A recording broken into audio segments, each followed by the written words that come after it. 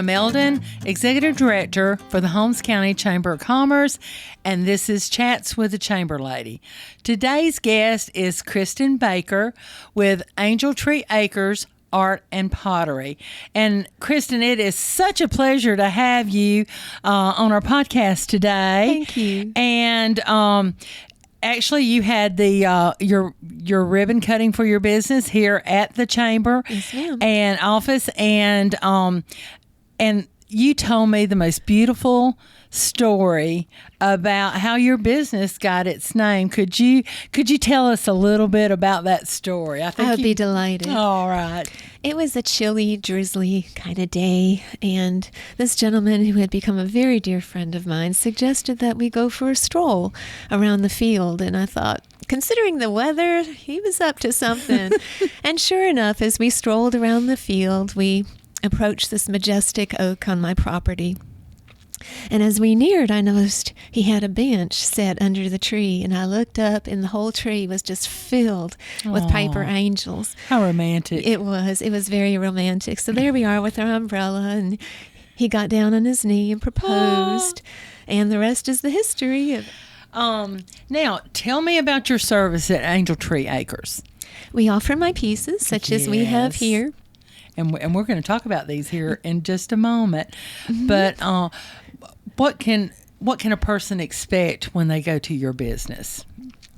Well, it is a working farm, so part of the aura of Angel Tree Acres Art and Pottery experience is hearing the quacks and the honks and the baas and the oinks and the boom boom from my emu, and all that is part of the experience of being in the pottery loft and sharing in all this.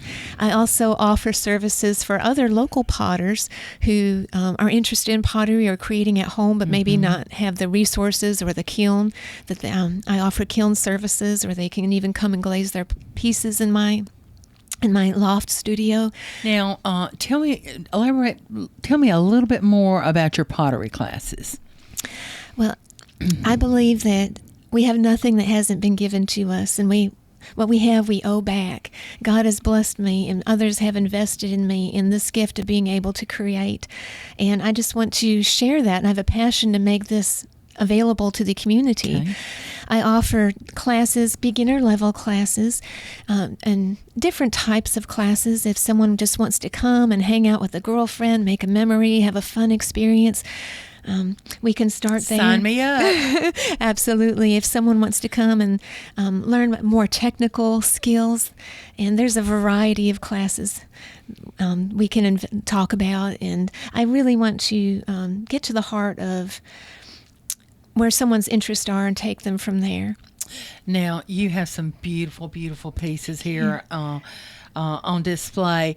Could you tell us a little bit the difference and just about each piece? I'd be glad to.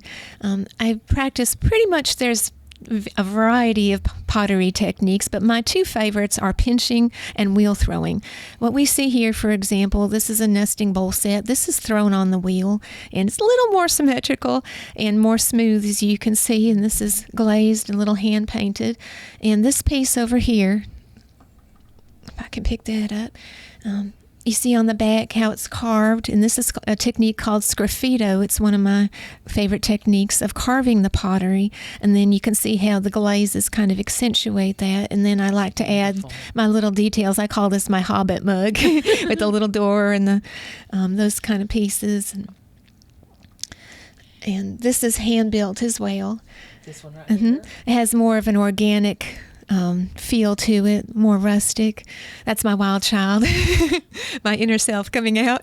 Tell us about the lamp.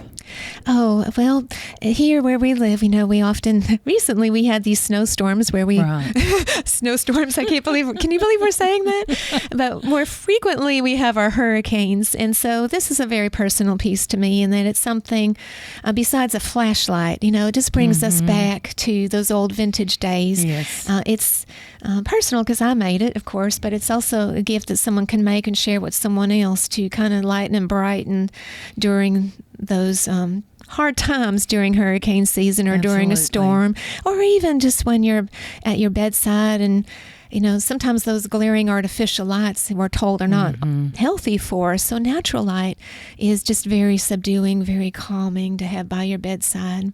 It's just beautiful. And now you were, when you were setting up, you were describing the big bowl. Of course, that caught my fancy because I'm an animal lover. Oh, yes. Can I share about that? Sure, go right ahead. I'm trying to get momentum for a concept, an idea, a movement, if you will, called Potters for Paupers. And the idea is to make these dog bowls and offer them in lieu of selling it for money. Just a very simple concept that someone will just pick up the piece. Instead of giving me the money, will pick up their phone or whatever is most convenient for them and make a donation directly to one of our local animal shelters, like Bark Rescue or Lucky Puppy. Lucky Puppy, yeah. Thank you, Lucky Puppy. Let's say someone is from Dothan, where they can contribute to a mission closer to their community or their heart. Now, share with me about the Potter's sermon. Yes. In the Bible, we see God told Jeremiah, go to the potter's house, and I'm going to give you a message there. There's an object lesson to be learned there. There's so much rich metaphor to be applied from life to life about the pottery process, from just cutting the clay, severing, to pounding the clay, to building it up, squishing it down, creating a foundation, centering the clay, opening the clay, and then the process after firing. And so there's so much to be learned from the process. So the Potter's Sermon, just to be clear, is not a how-to demonstration. It's more of a spiritual application. And I've been so blessed to be able to share this with children. And with the little ones, sometimes we have to keep a 5-minute attention span. Right. And so we have prearranged to have them with air dry clay at the end. They can create a little bowl or keepsake to register that memory they can keep with them. With the adults and the older ladies, of course, it's more in depth, and I have a slide presentation to go with that as well. And we just have a lot of fun just applying scripture to real life and pottery. Tell me, what is unique about pottery among the arts, and then what is your personal style? Pottery has a way of just slowing us down. We live in such a fast-paced, hectic world. Consider, for example, eating just something as simple as a peanut butter jelly sandwich on a paper plate versus a plate that maybe a child, a grandchild, or a loved one has gifted you with. It just makes you stop and consider and contemplate life a little more serenely. And so pottery has that way with us. I can just imagine having a cup of coffee out of one of your mugs, and that being an experience in yourself. But if you crafted that mug, then that experience is yours, and something you can leave with. Mother Teresa is quoted as saying, "You wash the dish not because it's dirty, but because you love the person who's going to use it next." But creating the piece, that's a lot more fun than washing it. Now, one more question. Now, I know that you have the pottery wheel that that you can instruct on, and then you have a pinch. Is it a pinching the pinch method? technique, the hand building. Okay. Yes, ma'am. Just elaborate on that a little bit for us. Well, my personal opinion is that when I started learning clay, I was told by a senior student, you have to develop a relationship with the clay. And I'm thinking, really? Like, hello, clay? But it is a living thing. It's a living, active thing, and we do develop a relationship with it. And I think that's foundational. So I like to teach, as I did, just the basics of hand building, and there's slab rolling too. There's different techniques, but pinching is my favorite, so that's what I teach, so that we can just develop that relationship with the clay. So that's prerequisite with me, at least one hand building class of something like that batter bowl there, or something like this piece. Right here? Yes, ma'am. Those are hand pinched. And then from there, we can learn the wheel. And the wheel is so meditative, so It's just a very quieting.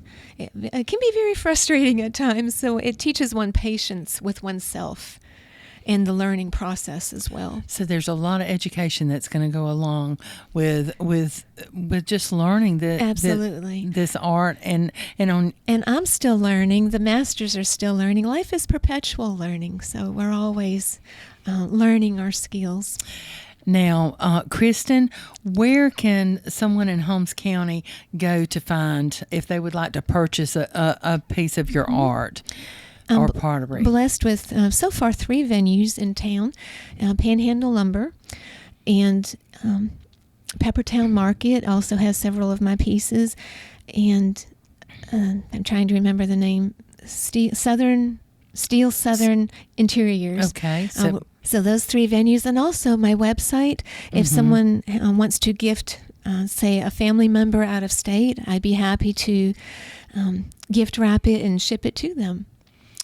Now, how does one connect with you, Kristin? The preferred way to contact me would be to text me. My phone number is 850-547-5213. 850-547-5213, and also my website, angeltreeacresartandpottery.com. Thank you for being our guest. We've enjoyed talking today with Kristin Baker, and she is the owner of Angel Tree Acres Art and Pottery. And this is Donna Meldon, Executive Director for the Holmes County Chamber of Commerce. And remember, if you need it or you want it or you got to have it, it's right here in Holmes County. Thank you, Kristin.